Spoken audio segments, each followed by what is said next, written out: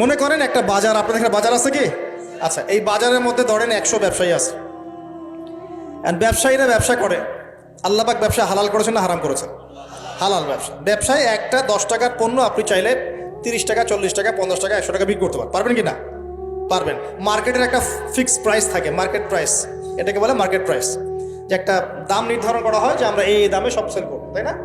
আচ্ছা, অ্যান্ড ব্যবসায়ীরা ব্যবসা করছে, ব্যবসায় লাভও আছে, লসও আছে, ঝুঁকিও আছে, লাভও হতে পারে, লসও হতে পারে। এখন ব্যবসা করার সময় দেখা গেল যে এক ভাই লাভ করলো, আরেক ভাই লস করলো, এমনটা হয় কি না? আল্লাহ পাক এখানে কি করেন জানেন? এই বাজারের মধ্যে যে সম্পদগুলো আছে, অর্থ সম্পদ, আপনারা যেটা কারেন্সি বলেন, এগুলো আল্লাহ রাব্বুল আলামিন হাত থেকে হাতে ঘোরাতে থাকেন। আজকে আপনার হাতে, কালকে তার হাতে, কালকে তার হাতে, পরশু আরেক ভাইয়ের হাতে। এই সম্পদ বাজারের মধ্যে ঘুরতে থাকে।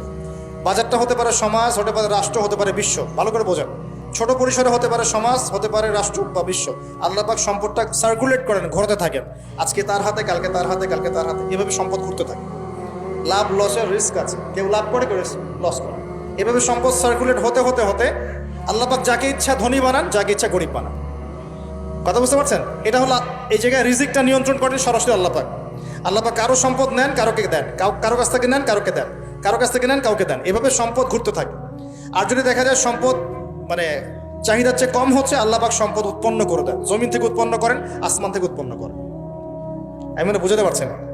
এরপরও যদি দেখা যায় যে সামাজিক সংকট হলো, অন্য সমাজ থেকে আমদানি করতে হয়। যদি একটা রাষ্ট্রের সংকট হচ্ছে, অন্য রাষ্ট্র থেকে আমদানি করতে হয়। এভাবে একটা সিস্টেম চলে, ইসলামিক সিস্টেম। এখানে ব্যবসা হচ্ছে মূল। এখানে দায়িত্ব আল্লাহ নিয়ে নেন, কাউকে ধনী করবেন, কাউকে গরিব করবেন। সম্পদ ঘুরতে থাকবে, ঘুরতে থাকবে। এভাবে আল্লাহ পাক আপনার এই যে ধনী ব্যক্তি, মনে করেন যে সম্পদ এখানে লাভ করেছে, এই ব্যক্তির উপর আবার জাকাত ফরজ আছে। কি আছে? জাকাত ফরজ আছে। এখন এই যখন ধনী হবে, নিসাব পরিমাণ সম্পদ আসবে, তখন এই জাকাত দিবে গরিবকে। তখন যার হাত থেকে সম্পদ চলে আসছে, ওর কাছে আবার সম্পদ ফিরে যাবে। সুবহানাল্লাহ। বুঝতে পারলেন কি কিভাবে সম্পদ আল্লাহ পাক ঘোরান? এর জাকাত ছাড়াও আছে সদাকা। সদাকা ছাড়া সাদাকাতুল ফিতর আছে, অনুদান আছে, এবং নরমালি আল্লাহ পাক কিন্তু সদকা করতে উৎসাহিত করেন।